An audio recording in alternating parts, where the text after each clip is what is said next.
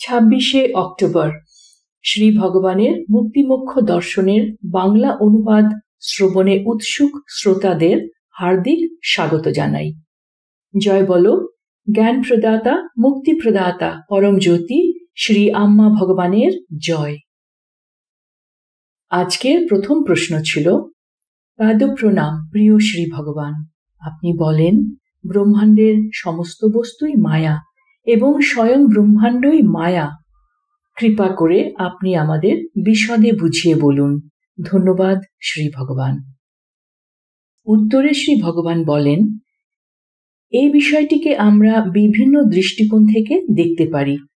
সবচাইতে সোজা যেটা, তা হল বিজ্ঞান ভিত্তিক। ব্রহ্মাণ্ড তৈরি হয়েছে পরমাণু দিয়ে, এবং পরমাণুর ভিতরে ঢুকলে তুমি কি দেখবে? বিজ্ঞান বলে পরমাণুর ভিতরে কিছু নেই, পরমাণু খালি, অর্থাৎ শূন্য। সমগ্র ব্রহ্মাণ্ডই তাহলে খালি, অর্থাৎ শূন্য। অন্যভাবেও বোঝানো যায় যে ব্রহ্মাণ্ড শূন্য, কিন্তু বিজ্ঞানের রাস্তা দিয়ে বোঝানো সহজতর। আধুনিক বিজ্ঞান আমাদের বলে পরমাণু খালি, সেখানে যা আছে তা শূন্য, অর্থাৎ খালি জায়গা। কিন্তু প্রাচীনকালেও আমাদের পূর্বসূরীদের কাছে এই জ্ঞান ছিল। প্রায় ৩ থেকে ৪,০০০ বছর আগে তারা বলে গেছেন অনু অনুবিন শূন্যহা, অর্থাৎ তারাও জানতেন পরমাণুর ভেতরে যা আছে তা হল খালি জায়গা, যা শূন্য, এবং সমগ্র ব্রহ্মাণ্ডই হল পরমাণুর সমষ্টি। সুতরাং সমগ্র ব্রহ্মাণ্ডই খালি। আমাদের অভিজ্ঞতাও সেটাই বলে, যা শূন্যকে বোঝায়। কিন্তু একটা জিনিস বুঝতে হবে যে এখানে যাকে শূন্য বলা হচ্ছে তা কিন্তু শূন্যতা নয়। শূন্যতা বলতে আমরা ভাবি অন্ধকার, কিন্তু শূন্য এবং শূন্যতা দুটো আলাদা জিনিস। এখানে শূন্য বলতে বোঝানো হচ্ছে পরমাণু নির্ভরশীলতার সঙ্গে উৎপন্ন হচ্ছে এবং নির্ভরশীল রূপে বিলীন হয়ে যাচ্ছে। পরমাণু স্বাধীনভাবে বিরাজ করছে না, সেই জন্য বলা হচ্ছে এটি শূন্য। ঠিক এইরকমই হয় ব্রহ্মাণ্ড। ব্রহ্মাণ্ড নির্ভরশীলভাবে উৎপন্ন হচ্ছে এবং নির্ভরশীল রূপে বিলীন হয়ে যাচ্ছে। সমগ্র ব্রহ্মাণ্ডেই এই ঘটছে। সুতরাং সবকিছুই শূন্য, অর্থাৎ খালি। এটা কিন্তু শূন্যতা নয়। এই জ্ঞান তোমরা যখন উচ্চ প্রক্রিয়াগুলো করবে তখন তোমাদের কাজে আসবে। যখন তোমরা জীবন মুক্তির কাছাকাছি চলে আসবে তখন এই জ্ঞান তোমাদের ভীষণ উপকারে আসবে। দ্বিতীয় প্রশ্ন, পরবর্তী প্রশ্ন, প্রিয় শ্রী ভগবান, প্রতি মাসে সত্যলোকে পূর্বপুরুষদের মুক্তির জন্য পিতৃশান্তি হোম করা হয়। আবার এটাও বলা হয় যে মহালয়া অমাবস্যার সময় প্রার্থনা করা আরও কার্যকরী, এই সময় পিতৃলোকের দ্বার খোলা থাকার কারণে। প্রিয় শ্রী ভগবান, মহালয়া অমাবস্যার সময় প্রার্থনা করা এবং প্রতি মাসের প্রার্থনা করার মধ্যে কি কোনো পার্থক্য আছে, নাকি যখনই প্রার্থনা করা হয় এর প্রভাব একই রকম হয়? ধন্যবাদ শ্রী ভগবান। উত্তরে শ্রী ভগবান বলেন, মহাবিশ্বের সবকিছুই স্থিরতা থেকে গতিতে চলে। উদাহরণস্বরূপ সমগ্র মহাবিশ্ব এক মুহূর্তের জন্য সেখানে থাকে, ঠিক এক মুহূর্তের জন্য নয়, বরং এক মুহূর্তের ভগ্নাংশের জন্য, এবং পরের মুহূর্তে সেটি সেখানে থাকে না। মহাবিশ্ব আবির্ভূত হয় এবং অদৃশ্য হয়ে যায়, কিন্তু আমাদের ইন্দ্রিয়ের কাছে অনুভূত হয় যেন সবকিছু একই রকম রয়েছে। সুতরাং মহাবিশ্ব কম্পিত হচ্ছে এবং এই কম্পনও পরিবর্তিত হতে থাকে। তাই প্রাচীনকালে ব্যক্তিরা কম্পন বেশি থাকাকালীন সেই সময়গুলিকে লক্ষ্য করতে পারতেন। এইভাবে বিশেষ অমাবস্যার সময় যখন আপনি পিতৃশান্তি হবন করেন তখন এর প্রভাব অধিক শক্তিশালী হয়। আমরা এইভাবে শুভ মুহূর্তগুলি পাই। সবকিছুই আলাদা আলাদাভাবে কম্পিত হয় তখন, এবং এমন সময় আসে যখন এই ধরনের কাজের জন্য, অন্যান্য লোকের সাথে যোগাযোগের জন্য এটি খুবই অনুকূল। তাই এই বিশেষ অমাবস্যাগুলি সত্যিই বিশেষ, অন্যান্য সমস্ত অমাবস্যার মতো এগুলি নয়। পরবর্তী প্রশ্ন ছিল, পাদপ্রণাম প্রিয় শ্রী ভগবান, এই বিশ্বব্যাপী গুরুতর সংকট দেখে আমরা কি প্রার্থনা বা সেবা করতে পারি? ধন্যবাদ শ্রী ভগবান। ভগবান বলছেন, পৃথিবীতে নানা রকম সমস্যা আছে, সব ক্ষেত্রেই সমস্যা। মূলত এই সবের শিকড়ে আছে সংঘাত। যখনই বিভাজন ঘটে তখনই সংঘাত সৃষ্টি হয়। যেখানে বিভাজন নেই সেখানে সংঘাতও নেই। তাই বিভাজন দূর করতে হবে এবং তার জায়গায় আনতে হবে ঐক্য। নিজের মধ্যে একতা, পরিবারের মধ্যে একতা, রাজনৈতিক দলগুলির মধ্যে একতা এবং দেশগুলির মধ্যে একতা। পৃথিবীর সর্বত্র এই ঐক্য এবং একতার প্রয়োজন। তাই তোমাদের প্রার্থনা হওয়া উচিত বিশ্বের ঐক্যের জন্য। যেখানে ঐক্য থাকবে সেখানে সংঘাত থাকবে না, সমস্যা থাকবে না, কষ্ট থাকবে না। সুতরাং তোমরা সবাই এখন ঐক্যের উপরেই মনোনিবেশ করো। পরবর্তী প্রশ্ন। পাদপ্রণাম শ্রী ভগবান। 10টি প্রোগ্রাম আমাদের জীবনকে প্রভাবিত করে। এই প্রোগ্রামগুলি কি সমষ্টিগতভাবে কাজ করে, কিংবা সবকটি একসঙ্গে স্বাধীনভাবে কাজ করে, নাকি একটির পর একটি কাজ করে? ধন্যবাদ শ্রী ভগবান। এই প্রশ্নের উত্তরে শ্রী ভগবান বলছেন, কোনো ব্যক্তির অন্তরে সক্রিয় কর্ম অনুযায়ী 10টি প্রোগ্রাম বিভিন্ন সমাহারে তার জীবনে কাজ করে। কোনো সময় সেগুলি একটির পর একটি, কোনো সময় সবকটি একসঙ্গে, আবার কোনো সময় হয়তো প্রথমে 10ম প্রোগ্রাম, তারপরে 7ম প্রোগ্রাম কাজ করতে পারে।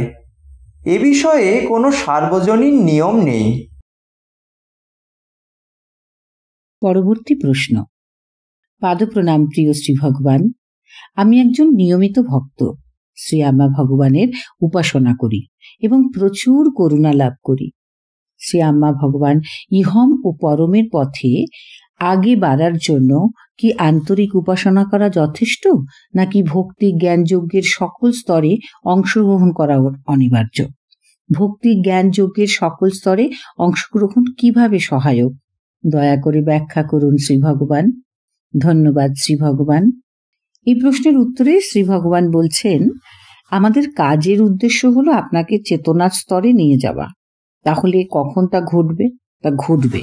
আপনি স্বয়ং সেই স্তরে যেতে পারবেন না, এটা সম্ভব নয়। পরিবর্তে আমরাই আপনার মধ্যে একটি খুব উচ্চ স্তরের চেতনা নিয়ে আসব।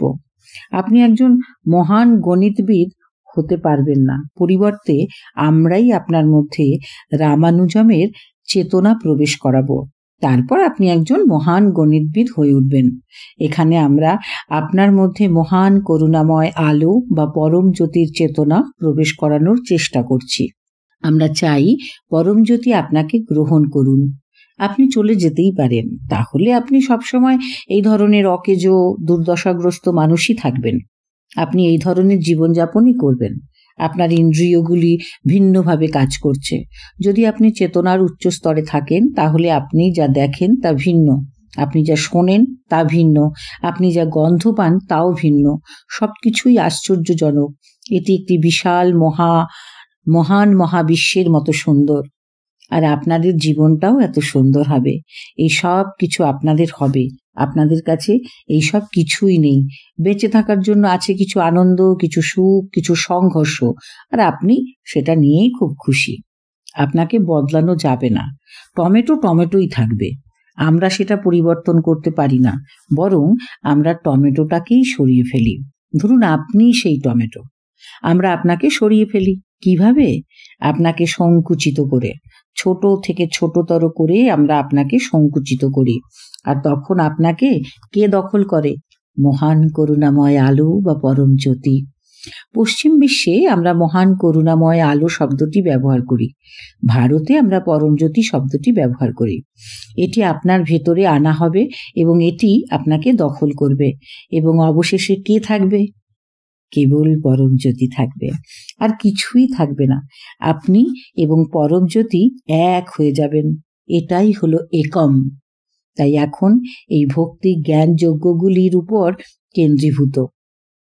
মূলত পরম জ্যোতিকে আপনার মধ্যে আনার পথ তৈরি করার উপর দৃষ্টি নিবদ্ধ করা এবং আপনি এবং পরমজ্যোতি এক হয়ে যান, এটাই উদ্দেশ্য। আপনি কেবল এক, কিন্তু আপনি তা জানেন না, আপনি তা বুঝতেই পারেন না, কিন্তু আমাদের এর মধ্যে দিয়ে যেতে হবে। তারপর আপনি আসলে এক হয়ে যাবেন। এটাই আমাদের লক্ষ্য। এর জন্য পুরো সিরিজটি আপনাদের জন্য। এটাই এই কাজের লক্ষ্য। এবং যারা সেখানে পৌঁছাবে তারাই হলো ৮১,০০০, যারা তখন বিশ্বকে রূপান্তরিত করবে, যেখানে অন্যান্য প্রোগ্রামগুলি বেশিরভাগই ইহমের জন্য, কিন্তু এটি মূলত পরার্থর জন্য। তারা ইহমেও সাহায্য করতে পারে, কিন্তু মূল লক্ষ্য হলো আপনাকে আর পরমজ্যোতিকে একত্রিত করা। আর অবশ্যই আপনাকেও এর জন্য আরো কিছু করতে হবে। আমি এ বিষয়ে পরে কথা বলবো। ধন্যবাদ প্রিয় শ্রী ভগবান। পাদপ্রণাম প্রিয় শ্রী ভগবান। প্রশ্ন উত্তর পর্বের পরে আমরা কি ২-১ মিনিটের জন্য আপনার সাথে ধ্যান করতে পারি?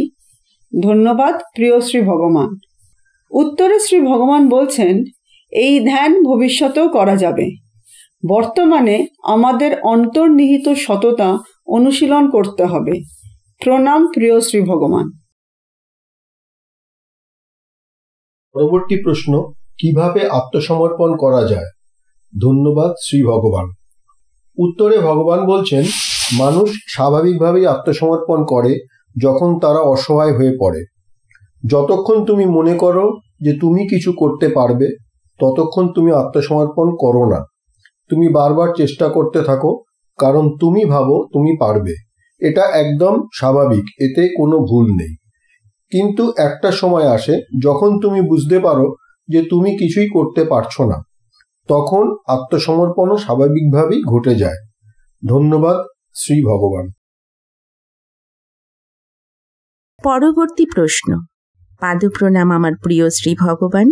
আমার অস্তিত্বের অবস্থাটি অনুভব করতে চাই, কিন্তু আটকে যাই। কিছু করার কোনো ইচ্ছে থাকে না। জীবনের নিষ্ক্রিয়তার কারণে কষ্ট পাচ্ছি। দয়া করে পথ দেখান শ্রী ভগবান। কি ভুল হচ্ছে আমার? ধন্যবাদ শ্রী ভগবান। এই প্রশ্নের উত্তরে শ্রী ভগবান বলেছেন, তোমার চক্রগুলোকে শক্তিশালী বা সক্রিয় করতে হবে, আর আমি সেটা তোমার জন্য করব। পাদপ্রণাম প্রিয় শ্রী ভগবান। অগণিত কোটি কোটি ধন্যবাদ। আমি গত ৩ বছর ধরে এই ধর্মের পথে। আমি কিছু ধারণা বুঝতে চাই। দীক্ষা ও অনুগ্রহের অর্থ ও তাদের মধ্যে সাদৃশ্য কি? ধন্যবাদ শ্রী ভগবান। এর উত্তরে ভগবান বলেন, দীক্ষা হলো শক্তির স্থানান্তর, আর অনুগ্রহ হলো পরম জ্যোতি থেকে প্রাপ্ত আশীর্বাদ। পরবর্তী প্রশ্ন। পাদপ্রণাম প্রিয় শ্রী ভগবান। সোমা এবং দীক্ষার মধ্যে পার্থক্য কোথায়? ধন্যবাদ শ্রী ভগবান। উত্তরে শ্রী ভগবান বলেন, সোমা অন্য লোকা থেকে তোমাদের জন্য ডাউনলোড করা হয়। এটা তোমাদেরকে দেওয়া হয়। সোমাকে যদি বিশ্লেষণ করে দেখা হয়, এর রসায়ন পৃথিবীতে পাওয়া যায় না। সোমা তোমার শরীরের কেমিস্ট্রি বা রসায়ন বদলাতে সহায়তা করে। দীক্ষার কাজ হলো তোমার শরীরের এনার্জি অর্থাৎ ঊর্জার পরিবর্তন ঘটানো। এটা অন্যভাবে কাজ করে, আর সোমা অন্যভাবে কাজ করে। তুমি ঊর্জা এবং রসায়ন ব্যতীত আর কিছুই নও। তাই সোমা কাজ করে রসায়নের ক্ষেত্রে এবং দীক্ষা কাজ করে ঊর্জার ক্ষেত্রে। পরবর্তী প্রশ্ন। পাদপ্রণাম প্রিয় শ্রী ভগবান। শ্রী ভগবান বলেছেন যে আমাদের অন্তরের শিশুর আরোগ্যের জন্য আমাদের আনন্দ স্থিতিতে যাওয়া উচিত এবং সোমা পান করা উচিত। কিন্তু যদি আমি আনন্দ স্থিতিতে যেতে না পারি, তাহলে কি করব? আমি কি জোর করে হাসতে চেষ্টা করব? প্রকৃত আনন্দ অনুভব না করে এই হাসির প্রচেষ্টা কি আমার অন্তরের শিশু সত্তাকে আরোগ্য করবে? ধন্যবাদ শ্রী ভগবান। উত্তরে শ্রী ভগবান বলেন যে যদি হাসি স্বাভাবিকভাবে না আসে, তাহলে কোনোভাবেই তোমার হাসতে চেষ্টা করা উচিত নয়, কারণ তাতে কোনো লাভ হবে না। বরং অন্য অনেক উপায় আছে যার মাধ্যমে তুমি অন্তরের শিশু সত্তাকে সুস্থ করতে পারো। তুমি শিশুর মতো আচরণ করতে পারো, তুমি তোমার নাতি নাতনি বা সন্তানদের সাথে খেলতে পারো, অথবা তুমি শিশুর মতো কোনো আইসক্রিম খেতে পারো বা পা নাড়াতে পারো বা শিশুর মতো চিৎকার করতে পারো, খেলতে পারো। এমন নয় তোমাকে এই হাসির মাধ্যমেই যেতে হবে, যদিও এটি সবচেয়ে সহজ এবং সেরা উপায়গুলির মধ্যে একটি। এটি কেবল তোমার অন্তরের শিশু সত্তাকে সুষ্ঠু করার চাইতেও অনেক গভীর। যদি তোমার কাছে এই রকম সুযোগ ঘটে তাহলে ঠিক আছে, কিন্তু যদি সেরকম না হয় তাহলে তোমাকে অন্য পথ অবলম্বন করতে হবে। দেখা গিয়েছে যে সকল দাদু দিদা বা দাদু ঠাকুমা তাদের বাচ্চাদের সাথে খেলে তারা অনেক সুস্থ থাকে, তাদের শ্রবণ শক্তি ভালো থাকে, তাদের ইন্দ্রিয় সকল ভালো থাকে। কিন্তু কিছু কিছু বয়স্ক মানুষ আছেন যারা তাদের নাতি নাতনিদের সাথে খেলেন না, এমনকি খেলার চেষ্টাও করেন না, শুধুই বসে থাকেন। সেই সকল ব্যক্তিরাই কিন্তু বেশিরভাগ ক্ষেত্রে দেখা যায় যে তুলনামূলকভাবে অল্প বয়সে মারা যাচ্ছেন। সেজন্য আরো সুস্থ এবং সুখী থাকার জন্য শিশুর মতো আচরণ করার চেষ্টা করতে হবে বা শিশুর সঙ্গে খেলতে হবে। পরবর্তী প্রশ্ন ছিল, পাদপ্রণাম প্রিয় শ্রী ভগবান। আমাদের ভগবত ধর্মে আমাদের শেখানো হয়েছে শ্রী ভগবানের কাছে যা কিছু চাইতে হয় তা চেয়ে নিয়ে এমনভাবে কল্পনা করতে হবে যেন তা ইতিমধ্যেই পূর্ণ হয়েছে। কিন্তু ভগবদ্গীতাতে একটি শ্লোক আছে যেখানে বলা হয়েছে যে আমাদের কর্তব্য পালন করতে হবে এবং ঈশ্বরের কাছে প্রার্থনা করতে হবে কোনো প্রত্যাশা ছাড়া। একই সনাতন ধর্মে এই ভিন্নতা কেন? অনুগ্রহ করে স্পষ্ট করে দিবেন শ্রী ভগবান। শ্রী ভগবান বলছেন, ওটা ছিল একটা ভিন্ন সময়, সেই সময় শক্তিও ছিল ভিন্ন। এখন সময় ভিন্ন, শক্তিও ভিন্ন।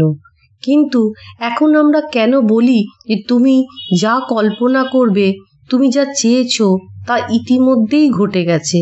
এটা ব্যাখ্যা করতে হলে আমরা কোয়ান্টাম কম্পিউটারের সাহায্য লাগবে। কোয়ান্টাম কম্পিউটার ছাড়া আমি এটা স্পষ্টভাবে বোঝাতে পারবো না। আমাদের কাছে কিছু কোয়ান্টাম কম্পিউটার আছে, কিন্তু সেগুলি যথেষ্ট নয়, আরও শক্তিশালী কোয়ান্টাম কম্পিউটার আসতে হবে। যখন সেগুলি থাকবে তখন আমি পরিষ্কারভাবে বোঝাতে পারবো কেন তোমাদের এমনভাবে কল্পনা করতে বলা হচ্ছে এবং কেন বলা হচ্ছে যে তোমরা ডান দিকেই কল্পনা করবে। একটা সাদা পর্দার মতো কল্পনা করবে চোখের সামনে, সেখানে একটা বিভাজক রেখা টানবে, সেই রেখার ডান দিকে কল্পনা করবে, তবেই সেটা কার্যকর হবে। বাম দিকে কল্পনা করলে সেটা কার্যকর হবে না। আর সেই চিত্রটা যেন রঙিন হয়, সাদা কালো নয়। আর এমনভাবে কল্পনা করবে যেন তা ঘটছে, ঘটে গেছে নয়। এই সমস্ত বিষয় আমরা খুব স্পষ্টভাবে ব্যাখ্যা করতে পারবো যখন কোয়ান্টাম কম্পিউটারগুলি প্রয়োজনীয় স্তরে পৌঁছবে। তার আগে অন্যভাবে বোঝানো সম্ভব নয় কেন এটা এমন হয়। কিন্তু তবুও তুমি এখন থেকে এটি অনুশীলন করো, এটা তোমার উপকার করবে। তোমাকে কোয়ান্টাম কম্পিউটার আসার জন্য অপেক্ষা করতে হবে না, এখনই এটা করো, এটা তোমাকে সাহায্য করবে। আমরা এখন এক ভিন্ন সময়ে বাস করছি। যখন ভগবান শ্রীকৃষ্ণ ছিলেন সেই সময় থেকে এটি আলাদা, তাই বিষয়গুলিও আলাদা। সবকিছু ক্রমাগত পরিবর্তিত হচ্ছে। সেটা ছিল এক ভিন্ন সময়, আর এটি এখন ভিন্ন সময়। পরবর্তী প্রশ্ন, ভক্তদের জীবনের প্রবণতা পরিবর্তন, সাফল্যের বীজ বপন ও মানসিক আঘাত দূর করে জীবন মুক্তি স্থিতি প্রদান করার জন্য আমাদের ধর্মে নিয়মিত অনেক প্রক্রিয়া আয়োজন করা হচ্ছে। তবুও যখন আমরা দৈনন্দিন জীবনযাপন করি, প্রক্রিয়ার আগে আমাদের যে স্থিতি ছিল তাতেই ফেরত আসি। এই সাপলুডোর খেলা যদি চলতেই থাকে তাহলে আমরা এই জন্মে কিভাবে জীবন মুক্তি লাভ করব? ধন্যবাদ শ্রী ভগবান। এই প্রশ্নের উত্তরে শ্রী ভগবান বলছেন, আপনারা ব্যক্তিগতভাবে যে কাজই করুন না কেন তা আপনাদের জীবন মুক্তি প্রদান করতে পারবে না, কারণ তা কখনোই সম্ভবই নয়। শুধুমাত্র শ্রী পরমজ্যোতিকে আপনাদের মধ্যে স্থাপন করার মাধ্যমেই এটি সম্ভব হবে। অন্য কোনো জীবনমুক্ত চৈতন্যকে আপনাদের মধ্যে স্থাপন করেও এটি সম্ভব, কিন্তু পরম জ্যোতি সর্বোচ্চ চৈতন্য, তাই আমরা তাকেই আপনাদের মধ্যে স্থাপন করতে চাই। তাকে যখন যথেষ্ট পরিমাণে আপনাদের মধ্যে স্থাপন করা হয়, আপনারা জীবন মুক্তি লাভ করেন। সেই অন্তিম কাজের জন্যই আমরা আপনাদের তৈরি করছি। তার আগে পর্যন্ত প্রক্রিয়া অনুযায়ী কিছু সময়ের জন্য আপনারা কিছু উচ্চ চৈতন্য স্থিতি লাভ করতে পারেন, আবার তা হারিয়েও যেতে পারে, এতে কোনো সমস্যা নেই। এখনকার সমস্ত প্রক্রিয়ার মাধ্যমে আমরা প্রস্তুতি নিচ্ছি। এই অনুষ্ঠানও সেটিরই অঙ্গ। এক ঝটকায় যদি এই কাজ করা হয়, সেক্ষেত্রে আপনারা অবধূত হয়ে যাবেন, অর্থাৎ দৈনন্দিন জীবনে কাজ করতে পারবেন না। আমাদের চাই এরকম মানুষ যারা জাগতিক পৃথিবীতে স্বাভাবিকভাবে থাকবে, অফিস যাবে, কাজ করবে, পরিবারকে সময় দেবে, কিন্তু তা সত্ত্বেও তাদের অন্তরে উচ্চতর চৈতন্য স্থিতি বিরাজ করবে। অতীতে আমাদের কিছু ভক্ত জীবন মুক্তি স্থিতি লাভের মাধ্যমে তাদের স্বাভাবিক সক্রিয়তা হারিয়েছেন, যে কারণে তারা সবসময় অন্তরে গভীর আনন্দ স্থিতিতে থাকলেও কোনো কাজ না করে শুধুমাত্র বসে থাকেন। সৌভাগ্যক্রমে তাদের ব্যবসা আছে এবং আমরা তাদের দোকানে গিয়ে বসতে বলেছি এবং তাদের স্ত্রীরাও তাদের খুব ভালোভাবে যত্ন করছেন। কিছু মানুষের পরিস্থিতি এরকম হলে সমস্যা নেই, কিন্তু প্রত্যেকেই যদি অনুরূপ স্থিতি লাভ করেন, সেক্ষেত্রে তাদের যত্ন নেওয়ার কেউ থাকবে না। তাই আমরা আপনাদের জীবন মুক্তি প্রদান করার পাশাপাশি কর্মক্ষম রাখার জন্য কেবলমাত্র পরম জ্যোতিকেই আপনাদের মধ্যে স্থাপন করব। পরবর্তী প্রশ্ন। পাদপ্রণাম প্রিয় শ্রী ভগবান। শ্রী ভগবান, যদি আমরা খোঁজ করি তাহলে আমরা তা পাই, বিভ্রান্তি ছাড়াই কিভাবে খোঁজ করব? অনেক অনেক ধন্যবাদ প্রিয় শ্রী ভগবান। উত্তরে শ্রী ভগবান বলছেন, যদি আপনি বিভ্রান্ত হন, যা প্রায়শই ঘটে, তাহলে আপনাকে বিভ্রান্তি দেখতে হবে, এটুকুই। আপনার বিভ্রান্তি কাটিয়ে ওঠার চেষ্টা করা উচিত নয়, বরং আপনি কিভাবে বিভ্রান্ত হচ্ছেন তা দেখা উচিত। কেবল দেখা, দেখা মানেই মুক্ত হওয়া। আপনি দেখতে পান না, এটাই পুরো সমস্যা। দেখতে হবে, এটাই যথেষ্ট। পরবর্তী প্রশ্ন। নেমামে অনুষ্ঠিত যুব বড়যজ্ঞের তাৎপর্য কি এবং এর জন্য প্রভুর কি সংকল্প? ধন্যবাদ শ্রী ভগবান। নেমামের যুব বড়যজ্ঞ হচ্ছে তোমার মস্তিষ্কের ক্ষমতা বৃদ্ধি করার জন্য, তোমাকে জীবনে অত্যন্ত সফল করে তুলতে এবং দেশের কল্যাণে অবদান রাখতে সাহায্য করার জন্য। আমরা যখন মস্তিষ্কের কিছু জিনিস পরিবর্তন করি, তখন তুমি সেটা ভারতের জন্য করতে পারবে। যদি তুমি এমন একটা ছেলেকে নিয়ে আসো যে পড়াশোনায় তেমন ভালো নয়, তুমি দেখবে সে মেধাবী হয়ে উঠেছে। যদি তুমি একজন সফটওয়্যার ইঞ্জিনিয়ার হও, তুমি একজন উজ্জ্বল সফটওয়্যার ইঞ্জিনিয়ার হয়ে উঠবে। যদি তুমি আর্টিফিশিয়াল ইন্টেলিজেন্স বা এআইয়ের ক্ষেত্রে থাকো, তুমি খুবই উদ্ভাবনী হয়ে উঠবে। আমরা মস্তিষ্কে প্রকৃত পরিবর্তন আনছি, যার ফলে তুমি জীবনে অত্যন্ত সফল হবে। তাই ভারতে দ্রুত অগ্রগতি ও তরুণ প্রজন্মের বিকাশ ঘটানোর জন্য আমরা এখন এই প্রোগ্রামটি করছি। ধন্যবাদ শ্রী ভগবান। পাদপ্রণাম প্রিয় শ্রী ভগবান। আমরা আমাদের প্রভুর প্রতি হৃদয়ের অন্তঃস্থল থেকে কৃতজ্ঞতা প্রকাশ করছি এই ঐশ্বরিক সুগন্ধ বা সুগন্ধা ফেনোমেননের জন্য। প্রিয় শ্রী ভগবান, আপনি যদি দয়া করে আমাদের এ সম্পর্কে সবিস্তারে বলেন। ধন্যবাদ প্রিয় শ্রী ভগবান। উত্তরে শ্রী ভগবান বলছেন, এই সুগন্ধা ফেনোমেনন বা সুগন্ধের ঐশ্বরিক প্রকাশ তোমাকে প্রস্তুত করার জন্য, যাতে তুমি তোমার মধ্যে পরমজ্যোতি গ্রহণ করতে পারো। এটি সেই প্রস্তুতিরই একটি ধাপ। এটি নির্ভর করে তুমি কোন ঈশ্বরকে পুজো করো এবং তোমার অন্তরের আকাঙ্ক্ষা বা ভক্তি কি, তার উপর নির্ভর করেই আমরা সুগন্ধকে সামঞ্জস্য করি। সবার জন্য একই সুগন্ধ নাও হতে পারে, প্রত্যেকের ক্ষেত্রেই তা ভিন্ন। যদি তুমি প্রভু মুরুগানের ভক্ত হও তাহলে সুগন্ধ একরকম হবে, যদি তুমি শিবের ভক্ত হও তাহলে তা ভিন্ন হবে। কৃষ্ণ, রাম, খ্রিস্ট সবার ক্ষেত্রেই আলাদা হবে, প্রোটেস্ট্যান্ট হলে আবার ভিন্ন। যদি তুমি মুসলমান হও তবুও ভিন্ন। আমরা মুসলিম দেশেও কাজ করেছি, সেখানেও সুগন্ধ ভিন্ন। আমরা খ্রিস্টান দেশেও কাজ করেছি, চার্চগুলোতে, সেখানেও তা আলাদা। বৌদ্ধদের মধ্যেও এটি অন্যরকম ভাবে প্রকাশ পায়। সবকিছু নির্ভর করে তুমি কে, তোমার আবেগ ও ভক্তি কি তার উপরে। যখন এই সুগন্ধ আসতে শুরু করবে তখন আমরা তোমাকে ডাউনলোড গ্রহণের জন্য প্রস্তুত করব। আমরাই সেই ডাউনলোড দেব, তুমি সেটি গ্রহণ করতে যাচ্ছ। যখন তা তোমার মধ্যে প্রবেশ করবে তখন তুমি সম্পূর্ণ ভিন্ন হয়ে যাবে। তখন তোমার পুরনো সত্তা আর থাকবে না, সেটির আর প্রয়োজনও নেই। আমরা তোমাকে ক্রমশ সংকুচিত করব, তুমি ছোট থেকে ছোট হতে থাকবে, আর তখন তুমি নিজেই পরমজ্যোতি হয়ে যাবে।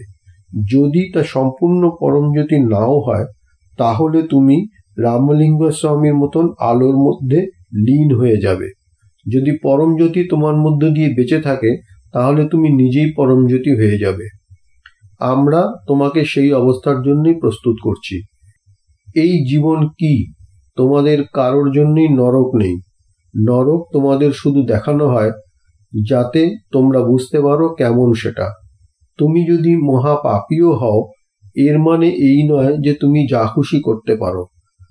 আসল নরক অবাস্তব, যেমন এই বিশ্ব ব্রহ্মাণ্ডই অবাস্তব। সবই এক মায়া, এক ভ্রম। সেই ভ্রমরূপী নরক তোমাদের হবে না। তোমরা যাবে উচ্চতর জগৎগুলোতে, অনেক অনেক উচ্চতর জগতে তোমাদের গমন হবে। ধন্যবাদ, শ্রী ভগবান। পরবর্তী প্রশ্ন। পাদপ্রণাম আমার প্রিয় শ্রী ভগবান, কিভাবে ইচ্ছে মতো সহজে আনন্দ অবস্থায় প্রবেশ করা যায়? দয়া করে আমাদের পথ দেখান শ্রী ভগবান। এই প্রশ্নের উত্তরে শ্রী ভগবান বলেছেন, বন্ধুগণ, তোমাদের মধ্যে একটি ভালো বন্ধন থাকতে হবে পরম জ্যোতির সাথে। তারপর সেই বন্ধনই সেখানে প্রকাশ পাবে। সেই বন্ধনই বিস্ময়কর কাজ করবে। বিষয়টা এতটাই সহজ। এটাই কলিযুগের সুবিধে। অন্য যুগে এমন ছিল না। কলিযুগে এই বিশেষ সুবিধে আছে। কৃষ্ণের সময় এটি সম্ভব ছিল না, এখন এটি সম্ভব। পাদপ্রণাম শ্রী ভগবান। যদি আমরা সবাই এক হই তাহলে আমরা আলাদা বলে কেন মনে হয়? আমাদের আসল স্বরূপটিকে কি আড়াল করে রেখেছে?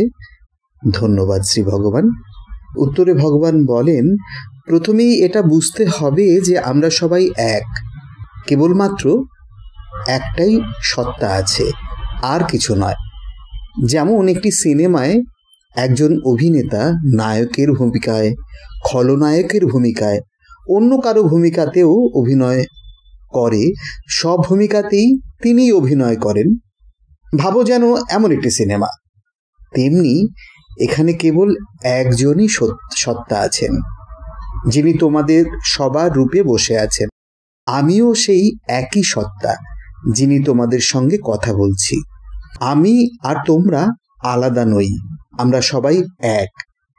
এই বিভ্রমের মূল কারণ হলো মস্তিষ্কের গঠন।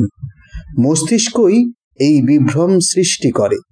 তাই যখন আমরা মহা করুণাময় আলোককে বা পরম জ্যোতিকে আহ্বান করি এবং তোমাদের মধ্যে বহু পরিবর্তন ঘটে, তখন কিছু পরিবর্তন তোমাদের প্রকৃত মস্তিষ্ক ও হৃদয়ে ঘটে।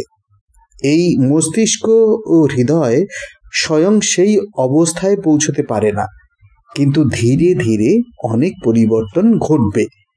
এরই মধ্যে সোমা তোমার মধ্যে সূক্ষ্ম পরিবর্তন আনতে থাকবে, তোমাকে সেই অবস্থার জন্য প্রস্তুত করবে। তখনই তুমি প্রকৃত অর্থে বাঁচতে শুরু করবে, তার আগে নয়। পরবর্তী প্রশ্ন। পাদ প্রণাম শ্রী ভগবান, আমাদের প্রকৃত সত্তাকে আমরা কিভাবে অনুভব করতে পারি? ধন্যবাদ শ্রী ভগবান। উত্তরে শ্রী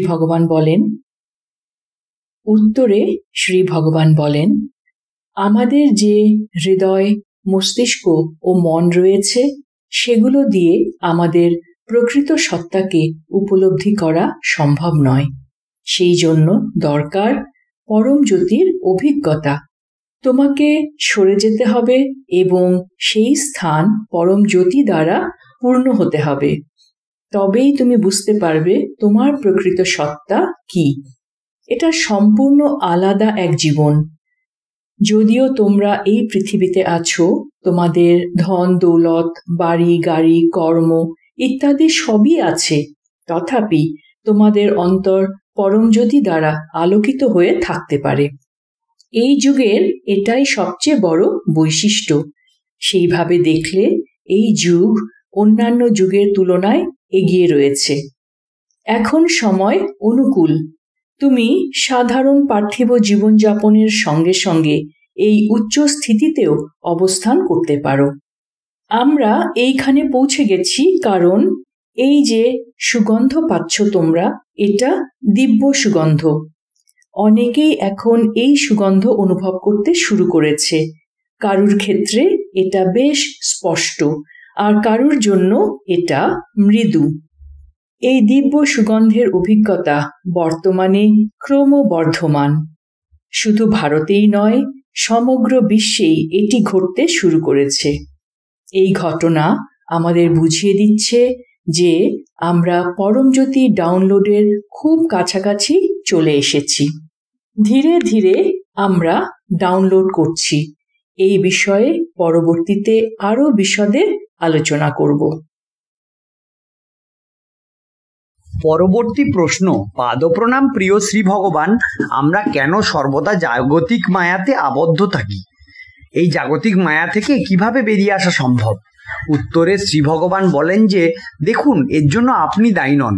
মস্তিষ্কের গঠন এভাবেই হয়েছে। বর্তমান প্রজাতি আস্তে আস্তে বিলুপ্ত হয়ে নতুন প্রজাতি আসবে। নতুন প্রজাতিটি ভিন্ন হবে কারণ তার শরীর পুনর্গঠিত হবে। এই পুনর্গঠনের কাজ শুরু হয়েছে।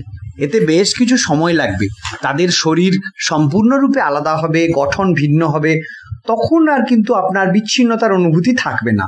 তারা আলাদা রকমের ব্যক্তি হবে। যারা আসবে তাদের খাবার দাবার কোনো প্রয়োজন হবে না। প্রকৃতি থেকে সরাসরি শরীরের যা কিছু প্রয়োজন তা তারা গ্রহণ করতে পারবে। তারা আমাদের মতো মহিলা বা পুরুষ এরকম পৃথক হবে না, তারা উভলিঙ্গ হবে। বর্তমান শারীরিক ও মানসিক গঠনে জাগতিক মোহমায়া থেকে মুক্ত হওয়া খুবই কষ্টসাধ্য। তাই আমরা পরিবর্তন করতে চাই। কিন্তু বর্তমান এই শারীরিক ও মানসিক গঠনে মানুষ সাধারণভাবেই মোহমায়াতে আটকে রয়েছে। এর জন্য আপনি দায়ী নন। পরবর্তী প্রশ্ন ছিল, প্রিয় শ্রী ভগবান, শ্রী ভগবানের মতে মহান কাকে বলে? ধন্যবাদ শ্রী ভগবান। ভগবান বলছেন, কি মহান, কি আসলে মহান? শ্রী আম্মা ভগবানের মতে মহান কে? যখন তুমি উপলব্ধি করবে যে কেবল তুমিই আছো, তোমার বাইরে আর কিছুই নেই, তারকা, গ্রহ, গ্যালাক্সি, মহাবিশ্ব সবই তুমি। এই জিনিসটি চিন্তার মাধ্যমে বোঝা যায় না। এটি সরাসরি অভিজ্ঞতা বা উপলব্ধি করতে হয়। অনেক মহান ব্যক্তি এই সত্যকে উপলব্ধি করেছেন, কিন্তু তোমাকেও সেইভাবে উপলব্ধি করতে হবে যেমন তারা করেছিলেন। তখনই তুমি সত্যিই মহান হবে। তুমি একাই আছো। পঞ্চম স্বর্গের দ্বারও তুমি। তোমার বাইরে আর কিছুই নেই। সবই মায়া। ওটা আলাদা, এটা আলাদা, এভাবে ভাবলে ভুল হবে। আমি ওটা নই, আমি এটা নই, এমন ভাবনাও ভ্রান্ত। তুমি রাজা, তুমি ভিখারি, তুমি পুলিশ, তুমি কারাগারের অপরাধী, তুমি সেই কুকুর যাকে তুমি লাথি মারছো, তুমি নিজেকেই লাথি মারছো। তুমি একটি মুরগি ধরছো, জবাই করছো, রান্না করছো, তারপর খাচ্ছো। তুমি কাকে কাটলে? নিজেকে। তুমি নিজেকেই খেলে। এটা হলো সত্য। একবার আমরা একটি কারাগারে একটি প্রোগ্রাম করেছিলাম। আমাদের অনুমতি দেওয়া হয়েছিল কারাগারের ভেতরে গিয়ে সেই অনুষ্ঠান পরিচালনা করার জন্য। তখন আমরা বন্দীদের বলেছিলাম, যদি তোমরা জেলে না থাকতে তাহলে হয়তো আমরাই জেলে থাকতাম। কারো না কারো তো জেলে থাকা দরকার। তার এইবার তোমার সেই ভূমিকা নিচ্ছ, তোমাদের জন্যই আমরা বাইরে থাকতে পাচ্ছি। আমরা তাদের ধন্যবাদ জানিয়েছিলাম, কৃতজ্ঞতা প্রকাশ করেছিলাম। দাসেরা সেখানে গিয়েছিলেন, তারাও বন্দীদের প্রতি গভীর কৃতজ্ঞতা প্রকাশ করেছিলেন। আমরা কিছু ভক্তদের নিয়ে গিয়েছিলাম যারা বন্দীদের প্রশংসা করেছিলেন এবং বলেছিলেন, যদি তোমরা না থাকতে হয়তো আমরাই এখানে থাকতাম। কিছু সংখ্যক মানুষ তো জেলে থাকা দরকার, কিছু সংখ্যক বাইরে থাকা দরকার। অবিশ্বাস্য হলেও সত্য, কিছু ঘটেছিল এবং কিছুদিনের মধ্যেই তারা মুক্তি পেয়েছিল। কি ঘটেছিল আমরা জানি না, কারণ আমরা সেই বিষয়ে অনুসন্ধান করিনি। কিন্তু তাদের মুক্তি ঘটেছিল, যদিও তারা দণ্ডপ্রাপ্ত ছিল। পরে আমরা জানতে পারি, মুক্তির পর তারা আর অপরাধের জীবনে ফিরে আসেনি। তাদের মধ্যে কোনো পরিবর্তন ঘটেছিল।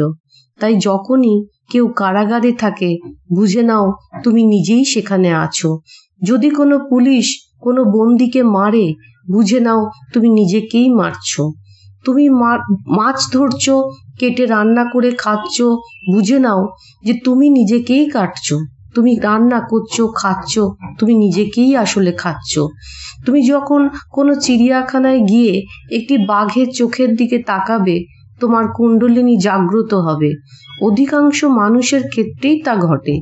যদি তুমি বাঘের চোখের দিকে গভীরভাবে তাকাও, বুঝবে তুমি তোমার নিজের চোখের দিকে তাকিয়ে আছো, তুমিই বাঘ। তবে এর মানে এই নয় যে তুমি গিয়ে বাঘটিকে স্পর্শ করবে। বাঘ তোমাকে কিন্তু কামড়ে দেবে। কিন্তু যদি তুমি সত্যি সেই জ্ঞান অবস্থায় পৌঁছাও যেখানে জানো যে তুমিই বাঘ, তবেই বাঘ তোমাকে কিছু করবে না, কারণ তখন তুমি নিজের মধ্যেই থাকবে। শেষ প্রশ্ন। পাদপ্রণাম প্রিয় শ্রী ভগবান, আপনি বলেন শুধুমাত্র একটি মন আছে। সেক্ষেত্রে ব্যক্তি বিশেষের অচেতন মনের বিভিন্ন প্রোগ্রাম কেন তার জীবনকে প্রভাবিত করে? ধন্যবাদ শ্রী ভগবান। এই প্রশ্নের উত্তরে শ্রী ভগবান বলছেন, আমরা যে একমাত্র মনের কথা বলি, আপনারা ভাবছেন সেটি মানুষের মনের মতো। এই ধারণা একেবারেই ঠিক নয়। সেই একমাত্র মন খুবই আলাদা। ব্যক্তিগতভাবে এটি অনুভব না করা পর্যন্ত আপনাদের পক্ষে এটি বোঝা সম্ভব নয়। একমাত্র মন বোঝাতে আমরা আপনাদের মনকে বোঝাই না। আপনাদের মন একটি খণ্ডিত মন। খুবই উচ্চ চৈতন্য স্থিতি লাভ করলে কিংবা আপনাদের চৈতন্যের গভীরে প্রবেশ করলে আপনারা সেই একমাত্র মনকে এবং সেটির কার্যপ্রণালী কেন আলাদা তা অনুভব করতে পারবেন। বিষয়টি বিশদে ব্যাখ্যা করার জন্য আমাদের অতি উন্নত কোয়ান্টাম কম্পিউটার আবিষ্কারের জন্য অপেক্ষা করতে হবে। বর্তমান সময়ে কোনোভাবেই এর বেশি আলোচনা করা সম্ভব নয়। অক্টোবর মাসের মুক্তিমুখ্য দর্শনের বঙ্গানুবাদ এখানেই সমাপ্ত হলো। জয় বলো জ্ঞানপ্রদাতা, মুক্তিপ্রদাতা, পরম জ্যোতি আম্মা ভগবানের জয়। সকলকে ধন্যবাদ। জয় শ্রী আম্মা ভগবান।